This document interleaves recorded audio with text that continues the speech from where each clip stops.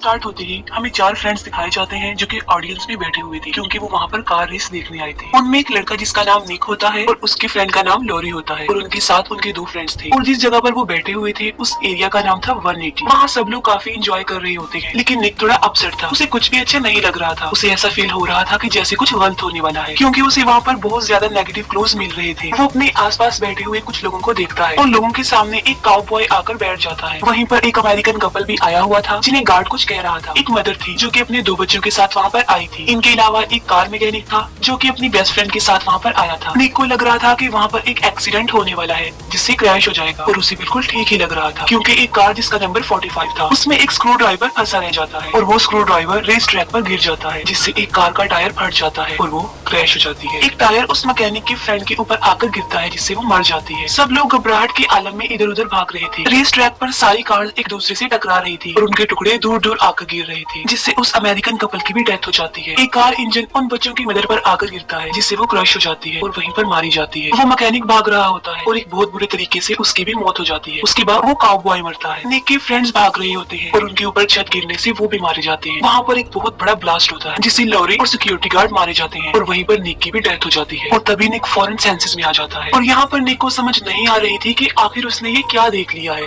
और तभी वही काउबॉय आकर उनके सामने बैठ जाता है। सब कुछ एग्जैक्ट वैसे ही हो रहा था जैसे कि उसने अभी देखा था, यानी उसने फ्यूचर देख लिया था। और निक को पता होता है कि अब क्या होगा, यानी वहाँ पर एक्सीडेंट होगा और क्रैशेस होंगे। और रेल में भी जिस कार का एक्सीडेंट होना था उसका नंबर भी 45 होता है। निक बहुत ज्यादा डर जाता है और घबराते हुए कहता है कि यहाँ पर क्रैश होने वाला है। अक्सर लोगों को उसकी इस बात पर गुस्सा आ जाता है और वो उसे बुरा भला कहने लगते हैं। उसके पीछे बहुत सारे लोग स्टेडियम से बाहर आ जाते हैं, लेकिन इससे पहले कि वो उससे कुछ कह पाते उसका कहा सच हो जाता है और अंदर सारी कार क्रैश हो जाती है। उस अमेरिकन की वाइफ अंदर ही फंस गई थी और वो अंदर जाने की कोशिश करता है, लेकिन सिक्योरिटी गार्ड उसे जाने नहीं देता क्योंकि क्रैश की वजह से पूरा स्टेडियम उसकी लपेट में आ गया था। सब लोग काफी डरे और घबराए हुए होते हैं। तभी अंदर से उड़ता हुआ एक टायर आता है और उस मैकेनिक की फ्रेंड को कुचलकर मार डालता है और वो लोग देखते ही रह जाते हैं कि ये क्या हो गया। उस इंसिडेंट की अगली रात एक मेमोरियल रखा जाता है उन लोगों की याद में जो इस एक्सीडेंट में मारे गए। निक और लॉरी भी वहाँ पर जाते हैं जहाँ उन्हें अपने जैसे बाकी सर्वाइवर्स भी मिलते हैं। वो अमेरिकन अपनी वाइफ की डेथ का रिस्पॉन्सिबल गार्ड को समझ रहा था क्योंकि उसने अंदर जाने जो नहीं दिया था। उसकी बातों से लग रहा था कि वो काफी गुस्से में है और वो अपनी वाइफ की डेथ का बदला जरूर लेगा। रात को भी निक को एक विजन दिखाई देता है जिससे वो डर जाता है और जाग जाता है। उसने अपने विजन में कुछ आग जैसा देखा था और उसे समझ नहीं आ रही थी कि ये क्या है। दूसरी तरफ वो अमेरिकन काफी नशे में था और वो उस गार्ड के घर जाता है। वो ट्रक को ऑन ही छोड़कर गार्ड के घर में जा रहा था। तभी अचानक से बियर कैन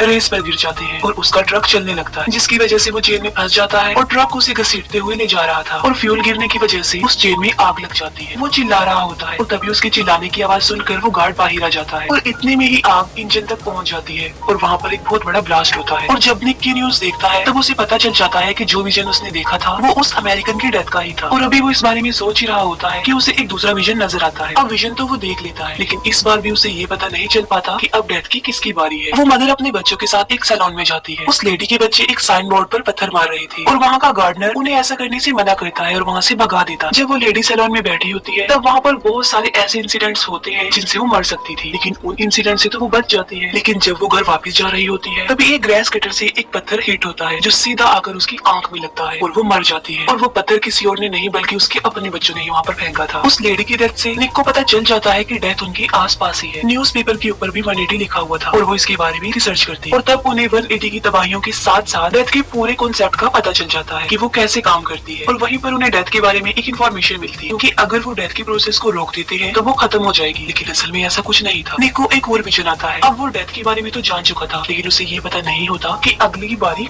किसकी है। और ये पता लगवाने के लिए वो उस स्टेडियम में जाते हैं जहाँ पर क्रैश हुआ था और वहाँ पर वो गार्ड से मिलते हैं। गार्ड उन्हें कैमरा फुटेज दिखाता है जिससे निक को पता चलता है कि अगली बारी उस मैकेनिक की है। वो तीनों मैकेनिक के पास उसकी शॉप पर जाते हैं। वो उस मैकेनिक को सब कुछ बता देते हैं, लेकिन वो उनकी बातों पर बिलीव करने को तैयार ही नहीं था। तभी वो देखता है कि एक वैन उसकी तरफ आ रही है, लेकिन किसी तरह वो उससे बच जाता है और अब उसको उन लोगों की बातों पर यकीन आ चुका था, लेकिन अब काफी देर भी हो चुकी थी। तभी अंदर से एक सिलेंडर आता है जिससे उसके टुकड़े टुकड़े हो जाते हैं। अब निक उन्हें बताता है कि अगली बारी उसकी दोनों फ्रेंड यानी हंट और जेनेट की है। निक को फिर से एक विजन आता है जिससे उसे पता चलता है कि उन दोनों की डेथ पानी की वजह से हो। तब उन्हें एक प्लान आता है और वो सोचते हैं कि हंट के पास निक जाएगा और जेनेट को बचाने के लिए लॉरी और वो गार्ड जाएंगे। जेनेट जो कि कार वॉश एरिया में थी और हंट एक वाटर पार्क में आया हुआ था। जेनेट कार वॉश में जा रही होती है, लेकिन किसी खराबी की वजह से उसकी कार बीच में ही फंस जाती है। अब सारे डोर लॉक थे तो वो बाहर भी नहीं आ सकती थी और किसी को कॉल भी नहीं मिला सकती थी क्योंकि वहाँ पर सिग्नल्स नहीं आ रही थी। और यही नहीं बल्कि उसकी कार का सन सनरूफ भी खराब हो गया था। तब सनरूफ तो थोड़ा सा खुल जाता है, लेकिन उसके ऊपर एक पाइप टूट जाता है और सारा पानी कार के अंदर आने लगता है। दूसरी तरफ हंट का फेवरेट कॉइन स्विमिंग पूल में गिर गया था और हंट उसे लेने के लिए पूल में चला जाता है। हंट देखता है कि जिस होल में से पानी ड्रेन हो रहा है उसका कॉइन वहाँ गिर गया है और हंट उस ड्रेन होल में फंस जाता है। उन दोनों ने पानी से ही मरना था और वो दोनों बुरी तरह पानी में फंस गए थे। जेनेट की पूरी कार पानी से भर गई थी और वो किसी तरह बड़ी मुश्किल से अपना सर सनरूफ से बाहर निकाल लेती है। जेनेट सोच रही थी कि अब वो शायद बच सकती है क्योंकि अब तो वो आसानी से सांस भी ले रही थी, लेकिन तभी अचानक से वो कार स्लो